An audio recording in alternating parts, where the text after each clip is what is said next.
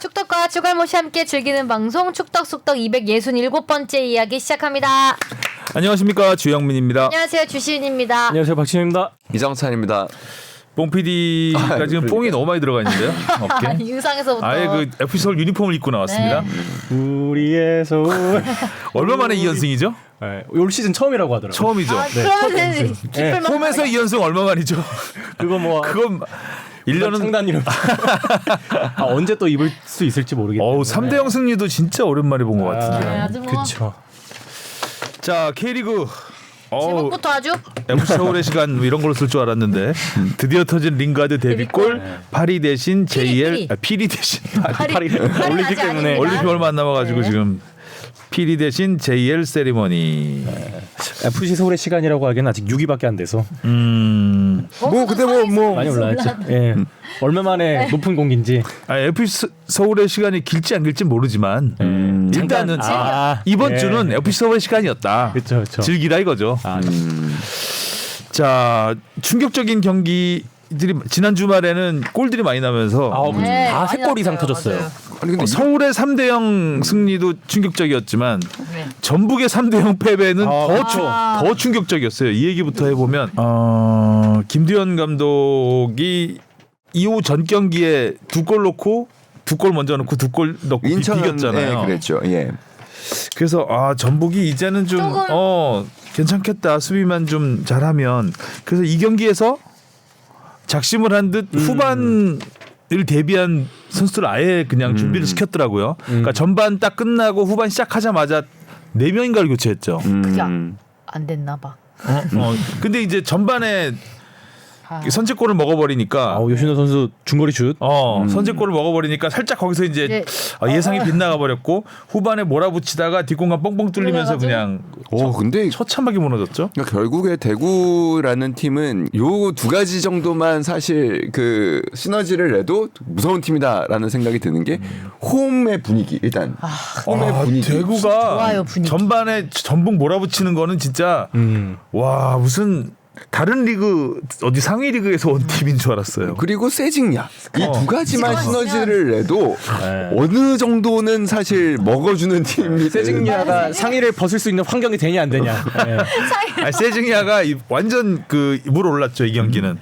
완전 특히 마지막에 정태욱 선수는 좀 굴욕적이다 싶을 굴욕적이죠. 정도로 완전 세징야 선수 그런 태클은 정말 좀 너무 그 수준 차이 나는 레벨에서 PK를 준 것도 그렇고 사실 뭐 마지막에 쐐기골 얻어맞는 장면도 물론 뭐 그때는 다 앞으로 나갔다가 뭐 이제 결국 그렇게 된 거지만 그냥 뭐 흔히 얘기하는 걸로 그냥 벗겨졌죠, 그냥 모든 게. 근데 그 사실 뭐 골이 취소가 되긴 했지만 고재현 선수도 골망을 흔든 걸로 아는데 그 장면도 사실 전북에게는 치욕적이었다고 맞아요. 보거든요. 4대0 될 뻔했죠. 네. 뭐 전북이 어쩔 수 없는 선택이었고 김두현 감독으로서는 뭐 해볼 만한 배팅이었다라는 생각은 드는데, 그리고 일단 승리를 해야 되니까 뭐 무너졌습니다. 그냥 와르르 무너졌다고 봐야죠. 전반에 너무 털려가지고 전반에 슈팅 한 10개 이상 허용했을걸요. 유효 슈팅도 거의 한 10개 나왔을 거예요, 전반에만. 그러니까 후반 들어서 좀 전북이 조금 주동하는 느낌이 들었잖아요. 만회하려고 공격을 했었는데 그게 잘 안 풀리니까 이제 뒤에서 뻥뻥 뚫려버린 거고, 전반에 너무 심하게 털려가지고 이 경기 전북이 왜 저렇게 됐지 팀이? 이 생각이 들 정도로. 몇 년새 무슨 전북의 문제는 무엇일까? 전북의 문제 되게 많죠. 그러니까 전북의 문제는 일단 외국인 선수들이 굉장히 큰 문제. 이 뒤에 이어지는 경기로 넘어갈 수 있는데 티아고가 골을 넣었죠. 근데 이게 이해할 수 있기, 물론 뭐 다행히 전북으로서는 굉장히 다행인 일이죠. 2라운드 이후에 지금 아무튼 골을 넣었으니까 굉장히 오랜만에 골을 넣은 겁니다. 근데 뭐 전북으로서는 이 선수한테 기대한 부분은 지난해 의 모습, 공격폭에서 최다 공격 포인트. 적어도 그 대전에서 그랬으면 전북에 와서는 득점왕 경쟁을 지금 하고 있어야 되는데 지금 이 선수가 지금 두 골이죠. 네, 이제 2골입니다. 네, 이번에 두 번째 골. 네. 이러면은 전북 입장에서는 사실 일단 첫 발부터 꼬이게 되는 거죠. 그리고 오래 침묵했다. 그리고 티아고 선수 외 외국인은 뭐 지금 사실상 뭐 보이지도 않고 있습니다. 부상 기간 너무 길었고요. 여름에 뭐 좀 선수 좀 사나요? 사야죠. 사겠죠. 일단 뭐 한국영 선수가 이번에 영입 뭐 발표되고. 영입은 됐고 김두영 감독이 아무튼 제일 원했던 선수라고 하니까 뭐 그리고 지금 이렇게 스쿼드를 보면 그렇게 예전처럼 강해 보이지는 않아요. 그리고 솔직히 국가대표 팀에 갈 만한 선수도 따지고 보면은 뭐 김진수 선수 정도 말고는 그렇게 또 보이지도 맞아요. 요새 않아요. 없죠. 그쵸. 뭐 송민규 선수, 문선민 선수가 이제 대표팀 경험은 있으나 요 근래 좀 불리지는 않으니까. 많이 불리진 못했고 주전으로도 뛰긴 좀 힘들었고요. 그 와중에서 저는 개인적으로는 그것도 되게 좀 안타까운데 김진수 선수가 과한 승부욕으로 계속 팬들에게 안 좋은 모습을 보여주고 있는 것도 그러니까 뭐 과한 태클이라든지 과한 몸싸움이라든지 불필요한 몸짓들이 있죠. 그런 것도 저는 전북의 지금 현 주소를 보여주고 있는 거 아닌가라는 생각은 듭니다. 전북이 어쩌다 이렇게 되었나. 그러니까 전북이 일단 빨리 승리를 해야 되는데 못 하고 있네요. 자, 그리고 FC 서울의 시간 가져볼까요? 가져볼까요? FC 서울의 시간. 예. 자, 3대0. 산들 뭐 준비해온 거 있어요? 일단 뭐 단적으로 이번에 이제 코리안컵부터 시작해서 지지 않기 시작했는데 일단 캡틴 링가드. 링가드 효과가 드디어 이제 좀 빛을 발하고 있는 게 아닌가. 링가드 효과가 뭔데요? 일단 확실히 중원에서 짧게 원터치로 주는 패스라든지 그 윤활유 역할을 좀 해주고 있다고 보는데 그 지난 수원 FC 경기에서도 골 넣었던 강성진 선수 그 상황 봐보면 진짜 저는 링가드 선수가 이렇게 휙 도는데 왜 그러지 했어요. 강성진 선수를 발견할 시간이 있었나 싶을 정도로 완전 뒤에 그 잭슨 선수였죠. 제대로 낚였잖아요. 완전 낚였지. 링가드 쪽으로 움찔하는 사이에 강성진이 그냥 뒤로 돌아버렸죠. 그래서 이미 위치를 뺏기고 뭐 강성진 선수의 움직임도 좋았지만 그 덩치 좋은 잭슨 선수가 완전히 밀려버리면서 그때 골 딱 넣는 순간 수원 FC는 이제 경기 완전 끝났고. 그리고 링가드 선수와 더불어서 김기동 감독님이 예전 그 포항 시절에 그 좀 약간 재활공장장처럼 약간 좀 폼이 떨어진 선수를 살려내기로도 유명했잖아요. 이제 슬슬 좀 더 보이는 링가드가? 게 아닌가. 뭐 링가드 선수도 그렇지만 특히 이제 눈에 띄는 게 한승규 선수 이번에 오른쪽 측면으로 내세우면서 뭔가 정진성이라든지 그런 스피드를 조금 더 활용할 수 있는 모습 보여줬고 특히 최전방 물론 일류체코 선수가 지금 득점 1위로서 잘 보여주고 있지만 사실 서울 팬들에겐 조금 아쉬운 게 있거든요. 좀 이렇게 템포가 좀 느리고 이렇게 볼터치가 길어서 공격 그 찬스를 내주는 경우 되게 많았는데 이번에 지금 강성진 선수를 지금 톱으로 세우기 시작하면서 오히려 조금 더 빠르고 우리가 좀 주도 이렇게 나아갈 수 있는 공격을 하면서 오늘 이렇게 주도만 나오면 웃기지 모르겠네. 이렇게 된다니까요. 빠르고 주도한 것만 나오면 왜냐하면 이렇게 웃기지. 거창한 구호는 머릿속에 잘 박혀요. 그러니까 이렇게 좀 그 재미있는 상황에서 그런 거를 쓰면서 오히려 그 가치를 떨어뜨릴 수 있다는 거지. 그 멘트에. 그것만 생각나네요. 용맹 주도 그죠? 네. 스피드 기백 그 용맹한 기백을 보여줬기 때문에 FC 서울이. 강성진 선수도 측면에 있을 때보다 오히려 중원 가운데에서 2선에서 약간 공격형 미드필더로 뛰는 게 강성진이 조금 더 아주 자기 옷에 맞을 수도 있겠다 싶더라고요.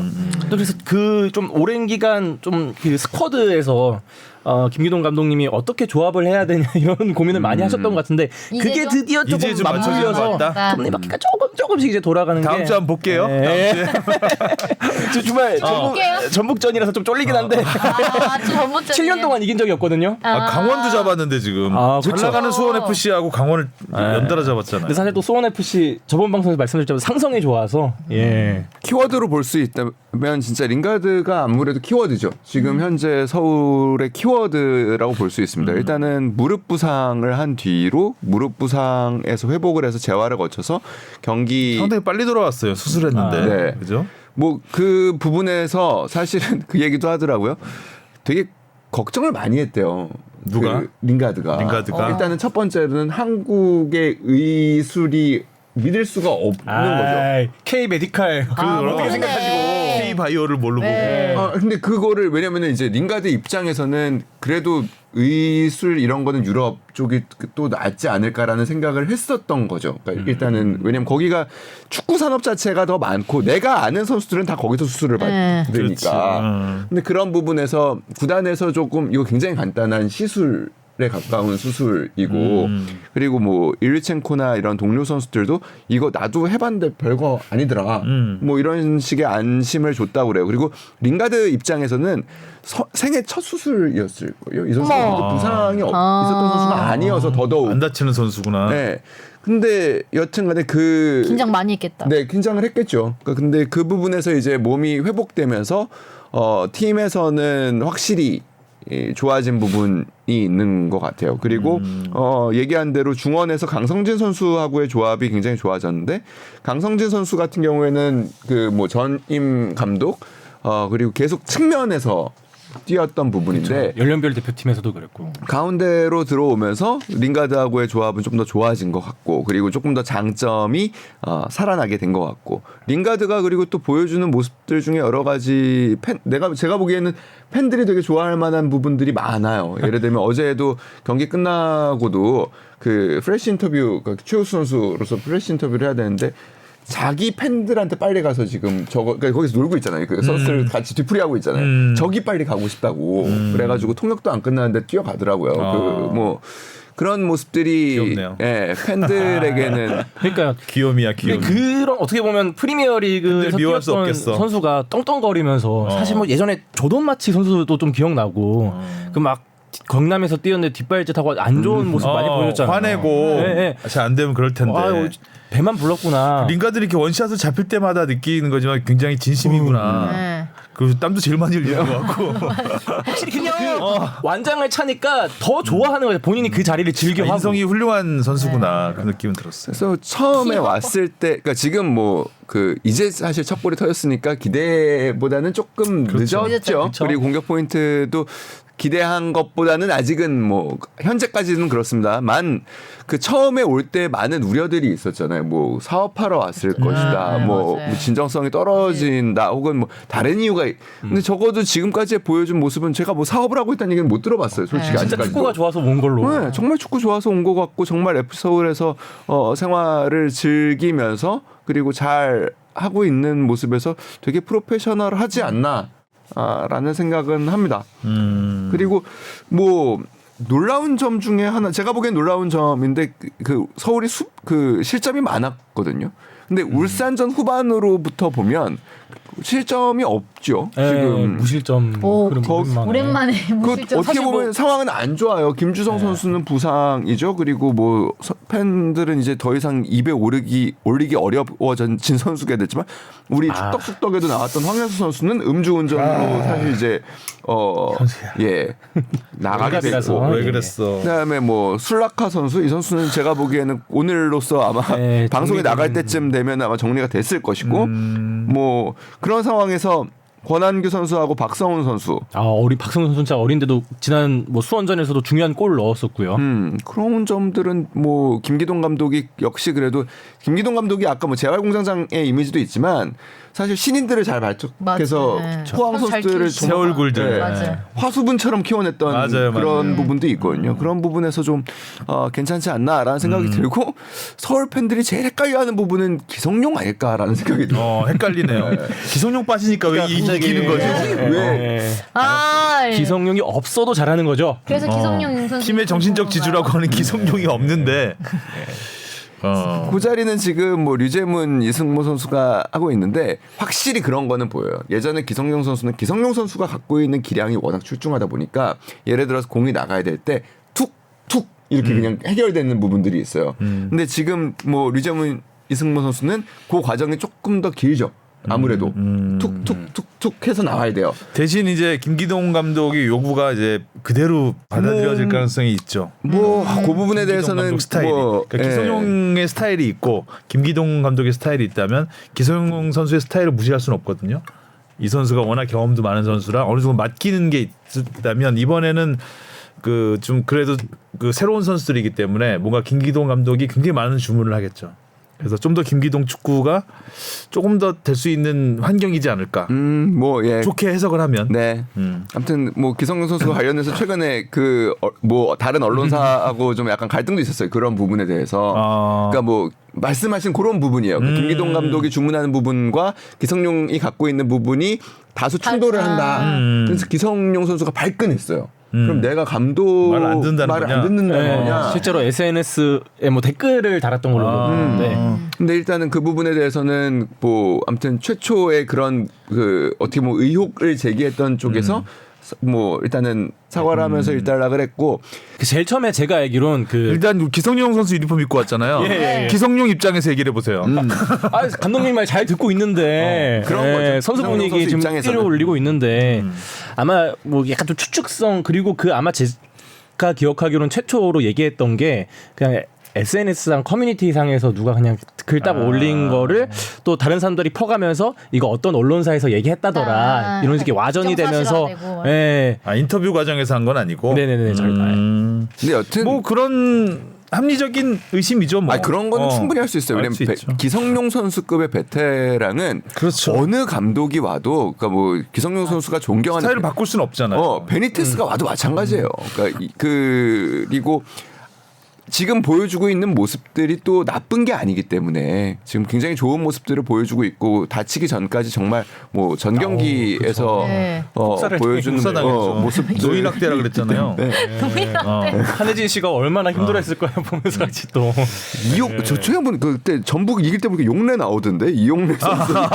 이용래 후반에 안 나왔어요. 했어요? 이용래 코치. 네, 갑자기 그래서 야, 박사 얘기 노인 박사 나오니까 그러니까. 아니 그렇게 참 선수 없는 대구한테 3대 0으로 발리니 4대 0으로 질 뻔했죠 사실. 네. 딴 얘기긴 한데 유로에서 모드리치 우는데 너무 마음이 아파서 너무 안타깝죠. 극장골에 그냥 날아간. 최고령 골 넣었는데 이야기가 막 흐르고 있는데 제가 이용래 선수에 대해서 반말을 한 거는 제가 또 사과하고 지나가야지. 대학 때부터 친해서 그렇습니다. 친한 후배고, 네, 그래서 그랬다는 거. 네. 자 그리고 저는 광주 경기 광주 경기 대전 광주 참 경기부터. 유심히 봤는데 네. 저는 이 경기가 이제 대전 광주 경기는 황선홍 감독의 이제 네. 복귀 첫 승이 되는 경기지만 광주를 주목했던 거는 광주가 2연패를 당했잖아요. 일주일 동안 일주일 사이. 이정효 감독의 인터뷰가 또 아주 극과 극이에요. 그 완전히 너무 네, 약간 맞아요. 이게 같은 사람인가 싶어. 같은 사람 야누스인가 며칠 사이. 충격적이었어요. 그러니까 그 마음이 갑자기 대전한테 2대1로 진 다음에는 팀 직원분들이 열심히 일하고 계신다. 운영팀의 잘못으로 전체가 욕을 먹는 것이 안타깝다. 심도 있는 대화를 나눴고 앞으로는 이러한 일이 없을 것이다. 새 얼굴이 영입되면 기존 선수들이 더 긴장하겠지만 영입을 못하는 상황이면 어쨌든 기회를 더 받지 않겠는가. 기존 선수들이 그러니까 기존 선수들한테 더 좋을 수도 있다. 그래서 더 노력해야겠다. 하고 의지를 보여줬다면 네 이렇게 보여줬는데 주중 경기 끝나고 주중 경기 이제 수원 FC한테 1대 서울이 무려 3대 0으로 이긴 수원 FC한테 광주가 패했죠. 그다음에 인터뷰는 작심 발언을 쏟아내셨어요. 이거 정도면 거기 뭐 사퇴 의사까지 읽힐 정도로. 자 광주 원정 팬분들이 많이 와주셨다. 응원이 과분할 정도였다. 의미 없는 축구를 했다. 많은 걸 느낀 경기였다. 우리가 올해 몇 위를 할지가 예상이 된다. 나뿐만 아니라 현재 우리 선수들도 거품이 많이 껴있는 것 같다. 작년 아시아 챔피언스리그 진출권인 3위가 기적이었다는 걸 선수와 구단 등 우리 모두가 알아야 된다. 선수도 잘 알고 구단 팬분들도 내려놨으면 좋겠다. 그러니까 욕심을 내려놓으란 얘기죠. 네. 다시는 광주가 3위를 할 수 있을까? 오늘 경기로 밝혀졌다. 저부터 정신을 차리겠다. 솔직히 쉽지 않을 것 같다. 기적이 일어나 다이렉트 강등만 피했으면 좋겠다. 이것도 좀 충격적이죠. 다이렉트 강등을 걱정하고 있다고? 전북이 있는데? 네. 전북이 있는데 내가 물어봤을 땐 여름 영입도 힘든 상황이다. 선수들이 안주할 수밖에 없는 상황이다. 아까하고 완전 반대죠. 네. 아까는 선수들이 더 노력할 것이다. 네. 기회가 많이 주어지니까 선수들이 이제는 안주할 수밖에 없다고 얘기를 했고 어린 선수들은 이적 관련 루머가 있다. 안타깝게도 팀에 대한 애착은 조금씩 사라지는 상황이다. 오늘 경기하면서 많이 느꼈다. 이렇게 많은 걸 짊어질 필요가 있나. 여기가 되게 웃겼어요. 여기 하이라이트야. 하이라이트. 나도 12시면 그만 집에 돌아가야 할 것 같다. 이게 그동안이죠. 그동안 카페 가서 새벽 3시, 4시까지 노력하는 게 선수들에게 과분한 것 같다.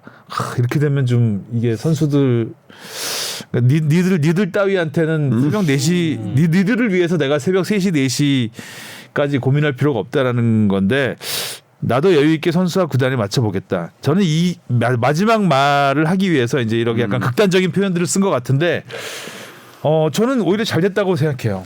제가 그전에도 얘기했듯이 여유가 없다 그랬잖아요. 이정효 감독이. 저는 광주가 다시 잘할 거라고 봅니다. 여유가 생겼으니까 12시면 이제 집에 가니까 그럼 12시 워라벨도 좀 챙기시고 그럼 좀 주무시고. 아니 이렇게 축구하던 시절이 있었죠. 물론 무조건 그 이러면 정말 감독 건강에도 굉장히 해롭습니다. 해롭죠. 옛날에 그 감독님들이 되게 좀 그런 일들이 몰려 있었던 것 같아요. 건강상 이유로 굉장히 안 좋은 일들이 맞아요. 연달아서 일어났던 저기 한번 저기 있었죠. 90년대, 2000년대 초반. 그래서 뭐 감독 건강과 관련한 그 리포트도 많이 하고. 맞아요. 굉장히 해롭습니다. 이정효 감독님 이러시면 안 되고. 그리고 선수들한테 과분한 게 아니라 이거는 그 본인을 위해서 과분한 거예요. 더 스트레스. 네, 이러시면 안 됩니다, 진짜. 12시도 전에 들어가시라고 가족들하고 얘기도 좀 하고. 근데 12시도 늦어요. 국내에 있는 대부분의 이제 지도자들이 사실은 이렇게 지내긴 하세요. 그러니까 스트레스를 너무 받더라고요. 경기 끝나고 나면은 바로 이제 우리 경기 분석하느라고 거의 하루 이틀 밤새고 그다음에 이제 이제 상대 팀 분석하면서 또 하루 이틀 또 보내고 그러니까 굉장히 스트레스를 많이 받고 사실 방 밖으로도 잘 안 나가고 그러니까 지방에 있어도 사실 지방에 갈 만한 곳 좋은 곳들이 되게 많은데 그럴 거를 볼 여유들이 보통 다 없으시고. 근데 그런 이게 우리가 명장들 우리가 말하는 뭐 모든 종목의 명장들을 보면 다 자기만의 노하우가 있고 굉장히 고민하는 그런 일화들이 굉장히 많아요. 뭐 야구도 뭐 김웅용, 김성근, 김인식 감독 이런 감독도 엄청난 일화가 있고 그 옛날 마라톤에 감독하셨던 정봉수 이봉주 감독, 네, 이봉주 선수의 황영조의 감독 감독님. 굉장한 노하우가 그때도 일화가 되고 근데 그러기 위해서는 그분은 아무로 좀 일찍 돌아가시긴 했지만 건강이 항상 문제가 되거든요. 그러면 근데 이거는 요즘에는 워낙 좋은 기기들도 많고 데이터 옛날에 손으로 다 적었잖아요. 빼곡히 적어갖고 막 수첩 가가지고 상대편 전력 팀마다 만들고 막 이 철 해가지고 이런 시절도 있었는데 지금은 이렇게까지 감독이 스스로를 혹사하면서 하면 팀한테도 안 좋고 본인한테도 안 좋기 때문에 저는 감독님 이제 카페 그냥 커피 마시러 가세요. 광주가 바닥을 찍었다. 모르겠습니다. 저는 근데 이정효 감독의 특성상 말은 이렇게 했지만 또 굉장히 올인하고 몰두해서 그러니까 몰입과 몰두에 굉장히 또 능한 분이기 때문에 그렇게 할 거라고 보고 다만 이 워딩은 그러니까 몇몇 선수가 보였던 모양이에요. 이렇게 네. 약간 뭔가 실망스러운 부분이 실망하신 것 있었나 같아요. 봐요. 그래서 좀 강하게 질책을 하신 것 같은데 애착이 크셔가지고. 아마 이정효 감독의 성격이라면은 지금쯤은 이거 정리됐을 거예요. 그러니까 이 선수를 아예 내칠지 아니면 끌고 갈지를 정하셨을 것이고 뭐 다시 몰입하고 계시지 않을까라는 생각을 합니다. 파이팅 광주. 새벽 3시는 그래도 아닌 것 같고. 네, 너무 늦어요. 자 그리고 울산이 또 2연승을 달리면서 선두로 올라섰어요. 선두를 잘 지키고 있고 이제 울산과 전북이 제일 위에 제일 밑에 있습니다. 참. 자 그리고 주민규 선수가 득점포가 살짝 A 대표팀 갔다 온 다음에 좋아지고 있습니다. 근데 확실히 좋아졌어요. 그런데 갔다 오면 확실히 더 한 단계 올라가는 것 같아요. 더. 골도 좀 쉽게 잘 내는 것 같고 위치 선정도 좋고. 그 다음에 제주가 또 홈에서 오랜만에 승리를 했습니다. 뭐 이제 울산은 또 영입이 있죠. 마틴 아담이 끝까지 보다가 결국에 헝가리가 떨어지게 되면서 돌아오게 됩니다. 조기 귀국하게 됐어요. 우리 뚱냥이. 내가 이렇게 태어난 걸 어떡하냐. 자 자연스럽게 유로 2024를 잠깐 가보면 16강 대진이 다 완성이 됐습니다. 네. 조지아와 슬로바키아가 올라갔어요. 오늘 조지아가 그러니까 제가 보기에는 뭐 조별 예선 최대 이변이 아니었나. 조지아가 뭐 피파 랭킹으로는 70몇이 될 거예요. 맞아요. 70몇 위 정도 되는데 아무튼 포르투갈을 잡았죠. 이 정도 되면 포르투갈은 거의 진짜 3차전에 징크스가 생길 수도 있지 않을까라는 생각이 들 정도로 월드컵에서도 우리한테 결국에 굉장한 거의 산타클로스 같은 승차를 줬지요. 그러면서 우루과이와 가나의 꿈을 물거품으로 만들고 근데 지금 조지아가 마지막 경기에서 결국에 포르투갈을 잡으면서 뭐 약간 뭐 그런 모습도 보였습니다. 그리고 기억에는 호날두가 조별리그를 무득점으로 마친 게 아마 처음일 겁니다. 네. 도움 하나 기록했죠? 네. 완전히 뭐 특종이 하나도 없어. 평상시에는 볼 수 네, 없었던 그 상황에서는 페르난데스한테 줬죠. 네. 완전히 오픈된 찬스에서. 예. 평소에 호날두가 답지 않은 정말 그랬죠. 근데 그것도 그 얘기 있었잖아요. 아마 도움 기록? 예. 도움 최다 타이. 그런 기록 있어가지고. 글쎄요, 의식했는지 모르지만 하여튼 뭐 호날두라고 의식할 수도 있다. 팀을 위해서는 굉장히 좋은 플레이였죠. 팀을 위해서는 주는 게 맞는 거였지만 호날두라면 줄 리 없는 네. 그리고 패스였다. 뭐 콘세이상 그때 들어가서자마자 골 넣었을 때도 진짜 뭐 주장이니까 당연하겠지만 사실 굉장히 끌어안고 좋아하고 그런 모습들은 뭐 또 그러니까요. 카타르 월드컵 때도 막 불화설 있고 이랬잖아요. 네, 네. 호날두 때문에 뭐 페르난데스랑 이랬는데 참 그 이타적인 패스 딱 하고 애들 호날두가 이타적이라니. 그러니까 큰 형님처럼 큰 형님처럼 보듬는 모습이 낯설었습니다. 자, 그리고 진정한 죽음의 조는 2조였어요. 아, 저는 이런 야, 거 진짜 처음 봤어요. 저도 처음 네 본것 팀이 다 같아요. 1승 1무 1패가 될 수가 있나요? 전 이건 진짜 처음 사실 2차전 기억이 잘안 끝나고 나요. 나서도 다 승점 3점씩이어서 이게 다 벨기에 때문이라는 거죠. 벨기에가 1차전에 슬로바키아한테 지는 바람에 이 사단이 벌어진 거죠. 1승 1무 1패와. 우크라이나는 참 안타깝게 떨어졌고. 우크라이나가 좀 안타깝죠. 유일하게 승점 우크라이나가 4점을 1차전에서 루마니아한테 3대0으로 졌죠. 네, 크게 졌죠. 그게 너무 컸죠. 이렇게 되면 아무튼 타이브레이커는 그 원래 이제 유로 같은 경우에는 동점 팀인 팀 간의 승자승을 보는데 뭐 이게 무의미하죠. 다 물고 물렸으니까요. 뭐. 골득실로 간 거였는데 골득실에서 우크라이나가 1차전 패배 대량 실점을 극복하지 네. 못했고 떨어졌고요. 헝가리가 진짜 마지막까지 가능성이 있었는데 턱걸이로 떨어졌네요. 조지아가 올라가면서 뭐 이게 조지아가 또 벌어진 일들이 많은 거죠. 조지아가 일으킨 또 폭풍이 만만치 않습니다. 그렇네요. 크로아티아가 떨어졌고 네. 네덜란드야 뭐 3위로 떨어졌지만 뭐 올라갈 게 거의 확실시 되는 상황이었고 뭐 근데 1승 1무 1패가 그 또 세 팀이 나오면서 그렇게 됐죠. 헝가리가 승점 3점을 얻었지만 아무튼 그 헝가리가 승점 3점을 얻는 과정도 사실 극적이었잖아요. 그 마지막에 네. 넣어서 결국에 1승을 챙겼었는데 아쉽게도 우리 마틴 아담의 경기는 우리 K리거 선수들 뭐 아사니도 마찬가지고 알바니아 아사니도 결국에 뭐 돌아오게 됐고 광주 빨리 돌아와서 이정효 감독님 많이 도와드렸으면 좋겠네요. 이번 유로 보면 이제 우승 후보들 가운데 이제 얘기 나왔던 팀들 중에서 스페인. 스페인 그리고 독일이 조금 또 홈이다 보니까 강세를 보이는 것 같고 생각보다 잉글랜드, 프랑스가 좀 야가다, 물주먹이다 이런 좀 평가를 받고 잉글랜드는 있죠. 뭐 지금 난리죠. 근데 그 레전드들은 비판하고 또 케인은 또 왜 그러냐고 그러고 뭐 근데 그런데 우리가 이제 늘 그렇지만 영미권이 언론이 발달하기도 했고 그 가장 많이 우리에게 인용되고 번역되기 때문에 또 우리가 또 많이 보기도 하고 관심도 있고 그래서 그런데 봐야죠. 뭐 아직까지는 굉장히 실망스럽습니다. 가장 지루한 경기를 펼친 잉글랜드, 프랑스 팀들 아닌가라는 생각은 듭니다. 아무튼 스페인의 비약적인 성장이 눈에 띄는 조별리그였던 것 같아요. 그렇죠. 2010년에 스페인을 보는 것 같은 그 이후로는 계속 스페인이 뭐 사실 지난 카타르 월드컵에도 그 뭐 일본한테도 지고 안 좋은 모습 보였었잖아요. 그렇죠. 네. 그리고 스페인하고 조지아가 만나서 좀 이 경기 궁금해요.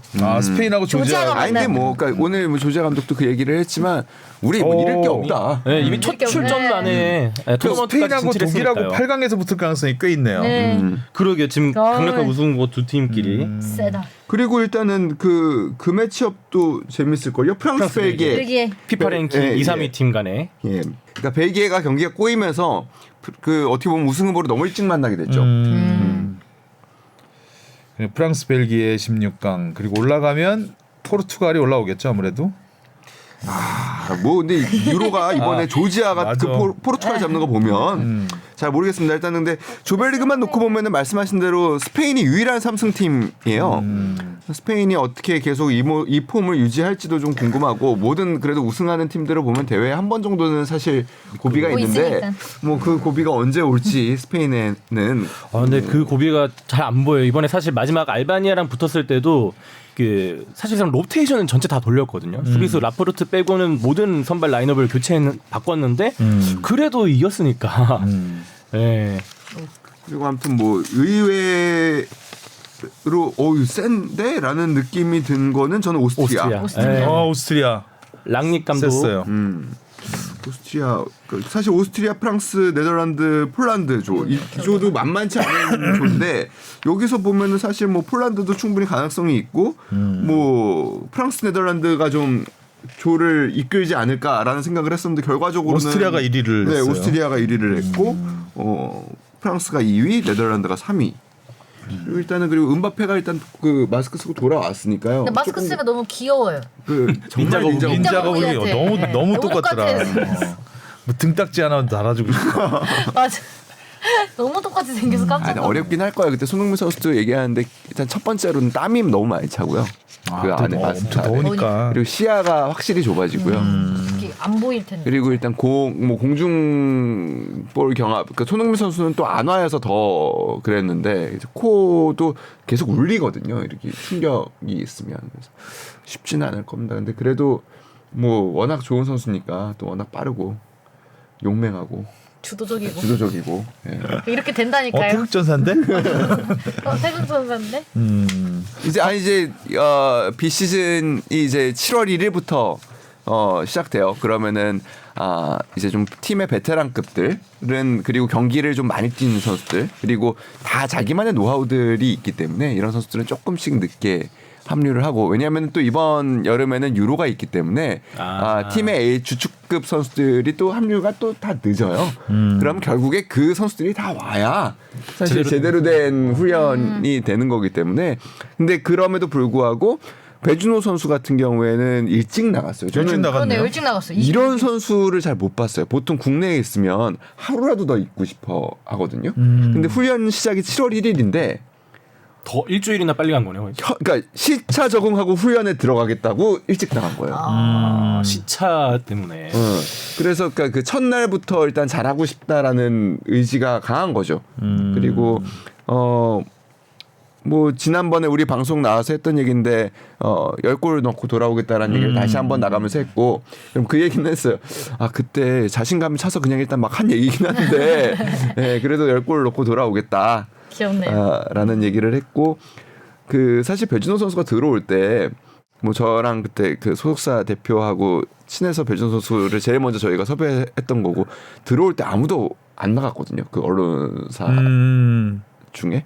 근데 이번에 나갈 때는 거의 다 왔더라고요. 그러니까 사실 한 한 달 반 사이에 A 대표팀에서 보여준 것도 있고 그래서 뭐 여튼간에 그렇죠. 우리가 그때 그랬잖아요. 앞으로 이렇게 쉽게 모시기 힘들 거라고. 모시기 어려워졌어요. 이제 입도 선매라고 하죠. 그런 걸 이제 제가 확 더 크기 전에 엔비디아 같은 존재가 미리 사놓은 거죠. 못 사. 네.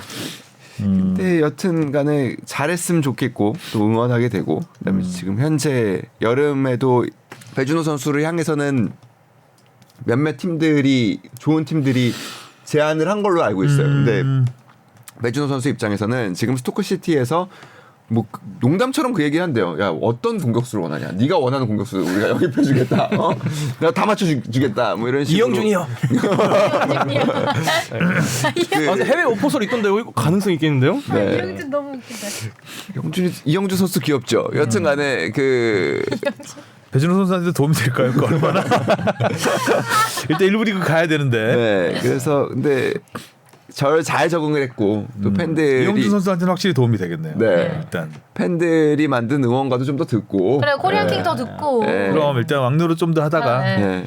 왕국에 좀 더 머물다가 1부 리그로 가야죠. 네. 가면은 참 좋겠습니다. 그리고 황희찬 선수는 선수 참 기특하죠. 네. 그 비시즌에 진짜 열심히 하던데. 네, 비시즌에 이런 팬 서비스를 네, 이런 행사를 기획해서 이렇게 많이 하는 선수를 저는 본 적이 없어요. 저는 당연히 스폰서 끼고 거기 뭐 후원 업체에 시하고 한 거잖아 이거는. 줄 알았는데 또 사비도 많이 썼다고 사비 많이 하더라고. 썼죠. 그러니까 도와주시는 분들이 물론 있어요. 그리고 그러니까 소속사, 그러니까 본인이 차린 가족 회사도 있고, 그러니까 그 이제 우리 골대녀에도 나오는 희정 씨가 네. 대표로 있는 회사도 있고, 뭐 여러 분들이 노력을 해서 한 건데. 뭐 일단은 이렇게 많은 시간 그리고 그날 거의 그 오후 내내 하루 종일 오후에 그 다음 날은 또 팬미팅으로 또 하루를 썼고 그 다음에 그 외에도 우리가 뭐 알고 알려지지 않은 행사들을 굉장히 많이 갔어요. 뭐 교육부의 행사도 가고 뭐 그 다음에 뭐 부천시에는 사실 뭐 올 때마다 거의 지금 기부를 하고 있고. 근데 그런 부분들이 놀랍다라는 생각이 들 정도로 부르면 가는구나. 애니콜. 천진난만한 뒤에 진짜 찐 어른의 모습이 있는 것 같아요. 있어요. 약간 그 모습으로 대변되는 것 같아요. 전 어떻게 보면 놀랬던 게 예전에 할머니? 포항 가서 학교를 불렀나요? 그래서 뭐 운동 같은 거 알려주면서 이렇게 푸시업 같은 행동을 이 플랭크 동작이었나 이거 하는데 학생들 보고 내 엉덩이 만져봐라 이렇게 힘이 딱 들어가야 된다면서 어떻게 프리미어리그 선수의 엉덩이 이렇게 만지게 딱 할 수 있는 그런 뭔가 팬 서비스 진심? 엉덩이 경기장에서 까는데 뭐. 아니 그냥 그건 근데 그 선수가 갖고 있는 캐릭터인 것 같아요. 대표팀 가서도 똑같이 해요. 그 황인범 선수 야 여기서 더 힘 줘야 돼 이거 하면서 계속 움직이게 하고 뭐 약간 그 PT를 열심히 하고 있기는 한데 근데 여튼간에 황희찬 선수가 보여줬던 그런 팬사랑 사실 허물 없는 모습 이런. 대표팀 오픈 트레이닝은 황희찬이 없으면은 기사거리가 좀 덜 돼요. 아, 맞아. 네. 황희찬이 주도하는 그 시퀀스들이 있습니다. 손흥민 일단 끌어들이기.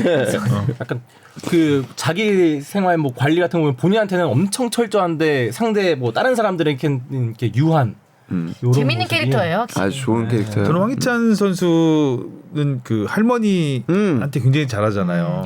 그 황희찬 선수 그때 울버햄튼 언제 출국하는데 할머니가 공항에 나오셨더라고요. 휠체어 타고 사시고. 근데 할머니하고 얼마나 정이 돈독하면 할머니가 공항까지 나오겠어요. 그 황희찬이 어떤 선수라는 거를 저는 그런 가족에 대한 사랑에서 좀 느꼈거든요. 근데 그거 연장선이겠죠. 팬들에 대한 사랑도. 그러니까 따뜻한 남자다 황희찬은. 아 따뜻해요. 그리고 황소 같은 사람. 예, 그 저는 황희찬 선수 하면 근데 영맹하고 따뜻하게. 제일 기억에 남는 건 그거예요. 그 황희찬 선수가 부상으로 한번 조기 귀국을 한 적이 있었는데 몰래 귀국을 맞아요, 했어요. 맞아요. 근데 그 우리 하성룡 기자가 일정을 알아가지고 공항에 나갔는데 그래서 들어오는 모습을 이렇게 카메라에 담았는데 황희찬 선수가 그 이제 누나 희정 씨한테 굉장히 화를 냈다는 거예요. 그래서 저희는 왜 알렸냐? 왜 알렸냐 뭐 이런 거인 줄 알았는데 그런 게 아니고 옷 그 옷을 준비를 못했구나. 나오신다고 얘기했으면 내가 이 옷을 입고 오지 않았다. 나 맞췄어. 패션에 또 자부심이 있잖아. 그러네, 너무 맞아. 우비 노란 우비 입고 나오는 거 아니야? 그래서 그날도 이제 제가 희정 씨 만난 날이었는데 그래서 뭐 이렇게 뭐 주머니에 뭐 들고 왔어요. 그래서 이게 뭐냐 했더니 반품? 이거 반품하는 거다. 뭐 근데 뭐 주황색 바지 같은 거를 근데 반품을 많이 하나 봐요. 저랑 예전에 희정이가 밥 먹을 때도 무슨 쇼핑백을 들고 나왔는데 그거 뭐냐 했더니 반품이래요. 그래서 제가 봤거든요. 근데 난해했어. 난해했어. 황희찬 옷인데 네. 아. 반품 부탁했다 하더라고요. 아니, 황희찬 선수가 좀 약간 도전적이야 패션도. 도전적인 도전적이야. 패션이야. 네. 소화하기 쉽지 않은 네. 옷들을 호기로운 패션. 색깔도 그렇고 네. 빠르고 주도적이고 용맹하네. 용맹이 귀여운 친구예요. 네, 너무 웃기네요. 아유. 옷을 준비 못했다니. 저는 개인적으로 굉장히 사랑합니다, 진짜. 네. 파이팅. 수고하셨고요. 다음 주에 만나요. 안녕. 다음 주에 이거 입고 올 수 있을지.